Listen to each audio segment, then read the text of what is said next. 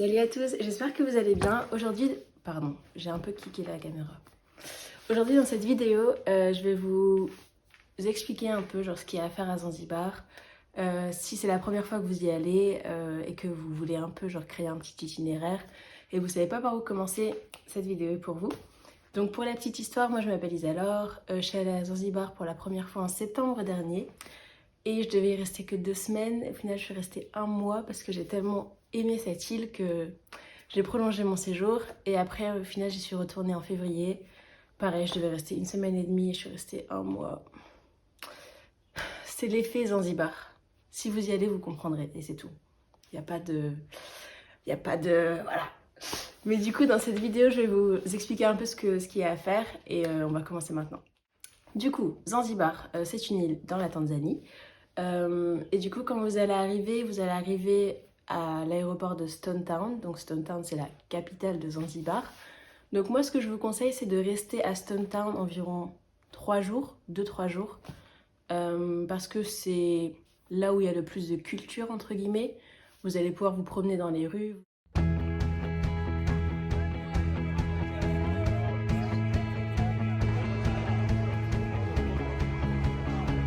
Vous allez même pouvoir prendre un guide si vous le souhaitez.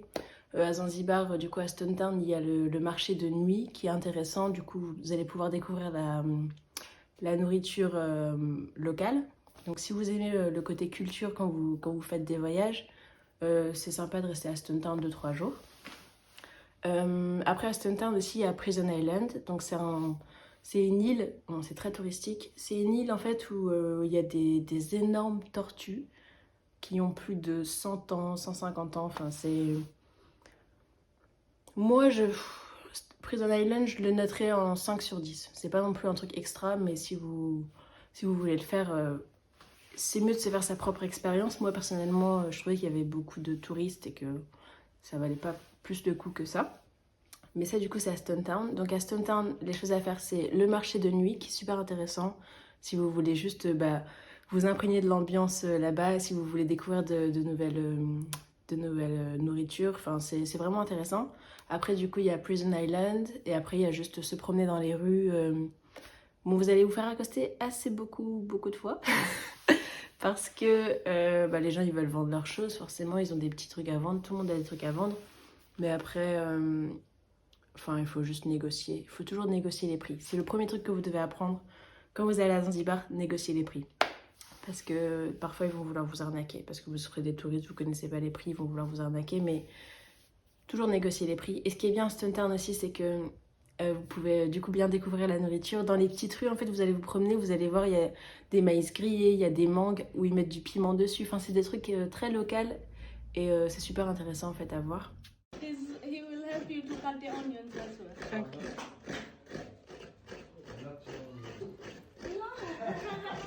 Donc après 2-3 jours à Stone Town, moi je vous conseille d'aller au nord de l'île, donc à Nungui. Donc Nungui, c'est là où il y a les plus belles plages. Si vous aimez faire la fête, c'est là aussi où on fait la fête. Il y a aussi l'aquarium des tortues, Baraka Aquarium. Donc là-bas, vous pourrez nager avec les tortues.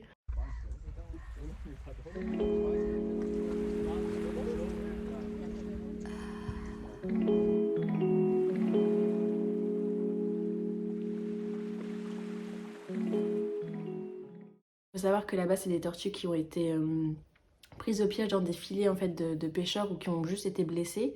Et du coup, ils les ont ramenées sur l'île pour les soigner.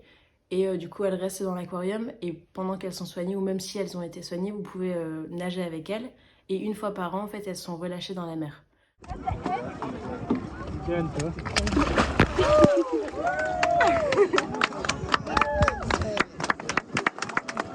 Donc c'est généralement autour du 20 février. Donc si vous voulez aller à Zanzibar en février, prenez des dates autour de cette date parce que c'est super...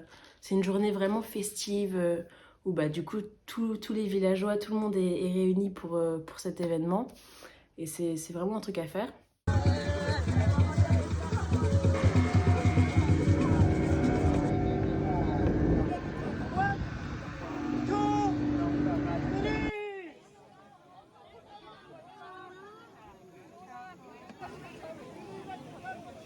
Après, si vous venez pas en février, c'est pas grave. Après, si vous êtes encore dans le mood où vous savez pas encore quelle date prendre, je vous conseille de prendre des dates en fin du mois.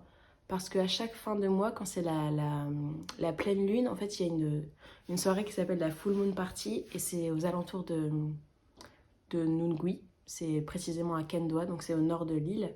Et là-bas, en fait, bah, c'est une soirée qui se passe tous les mois et c'est sur la plage. C'est vraiment l'événement de Zanzibar. Une fois par mois, c'est assez sympa à voir. Après, du coup, je vous conseille de rester genre 2-3 nuits aussi à Nungui et de redescendre vers le sud. Donc le sud, c'est là en fait où vous pourrez nager avec les dauphins. Donc le sud, par contre, je vous conseille de rester une nuit. C'est largement suffisant, il n'y a rien à faire particulièrement. Mais c'est super sympa pour nager avec les dauphins. Ensuite, je vous conseillerais du coup d'aller vers l'est, à Padjé. Donc Padjé, c'est aussi sympa. Enfin, tout est différent en fait, que ce soit le nord, le sud, l'est ou l'ouest, tout est différent.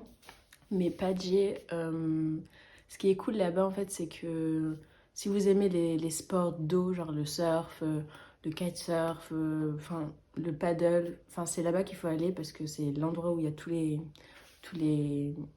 les activités. C'est aussi là-bas où il y a The Rock, donc c'est pas très loin de Padjé, c'est le restaurant où vous voyez sur un rocher sur l'eau, si vous voulez expérimenter. Moi j'y suis allée, franchement, je mettrais 8 sur 10. Enfin, c'est bon, c'est vraiment pas mauvais, c'est bon, mais après, enfin, c'est très touristique aussi, donc, mais ça vaut le coup, c'est sympa. Thank you. C'est une bonne expérience. À Padjé, qu'est-ce qu'il y a d'autre? Il y a aussi pas mal de soirées aussi là-bas. C'est aussi surtout la plage, il y a des beaux hôtels. C'est assez petit, hein. Faut pas s'imaginer une ville comme New York, c'est vraiment très petit, mais ça vaut le coup. Et aussi, ensuite, au nord de Padjé, en fait, il y a aussi un endroit qui s'appelle K-Funk. C'est un endroit sur la plage, en fait, où vous pouvez voir le coucher de soleil, il y a des soirées. Enfin, c'est assez sympathique, en vrai, c'est une bonne expérience. Il y a des danses locales, il y a de la musique, enfin, c'est assez cool.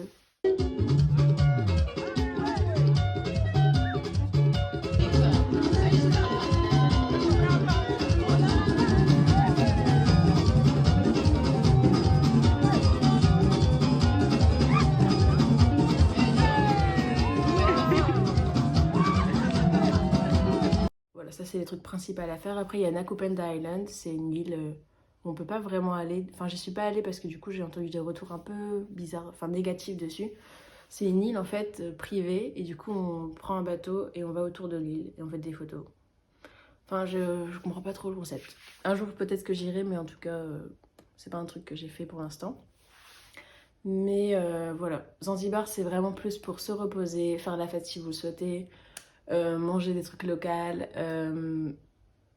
avoir des expériences quand même incroyables, genre nager avec les dauphins ou nager avec des tortues, enfin c'est des trucs assez cool. Et moi je vous conseillerais de rester environ une semaine sur Zanzibar, c'est largement suffisant.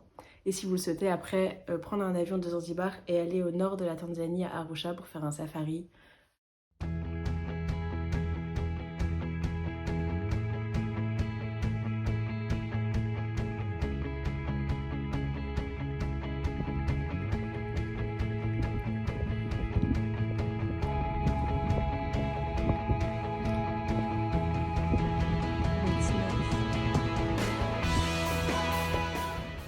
Pareil, les safaris, il y a des safaris de 3, 5 ou 7 jours. Moi, je trouve que 3 jours, c'est largement suffisant. Après, vous pouvez faire 5 jours si vous le souhaitez, mais c'est assez cher les safaris, il faut le savoir. Et après, il y a le Kilimandjaro aussi à côté de Arusha, dans la ville de Moshi. Si vous êtes aventurier et que vous voulez faire un truc de fou, bah, c'est le truc à faire en fait, l'ascension du Kilimandjaro. Après l'ascension du Kilimandjaro, je vous conseille de la faire quand même avant d'aller à Zanzibar, comme ça vous l'effort et après le réconfort. C'est vraiment le meilleur bail, mais voilà. Ça c'est le principal pour cette vidéo. Qu'est-ce que je peux dire d'autre? Après oui, niveau budget, c'est vrai que Zanzibar ça a la réputation d'être cher, d'être des hôtels très luxueux et tout, mais il faut pas que ça vous effraie si vous avez un petit budget et que vous voulez quand même aller à Zanzibar, parce qu'il y a beaucoup d'options un peu moins chères. Il y a des auberges de jeunesse super sympas comme The Life à Stone Town où vous allez rencontrer plein de plein d'autres touristes. Enfin, c'est un bon moyen de faire des rencontres. Après, il y a des Airbnb aussi à 30-40 euros la nuit. Donc, franchement, il y a moyen de faire un petit voyage pas trop cher. Après, niveau nourriture, c'est vraiment pas cher non plus. Ce qui est cher un peu, c'est les taxis. Mais il y a aussi l'option de prendre les bus, les dala-dala. Donc, en vrai, ne vous stoppez pas juste parce qu'on dit que Zanzibar c'est cher. Si vous voulez y aller, allez-y. Il y a vraiment plein d'options pour tous les budgets. Donc, c'est ça qui est cool aussi sur cette île. Et ouais, je pense que j'ai dit le principal qu'il y a à faire. J'espère que vous avez aimé cette vidéo. Je vous fais des gros bisous. Bye.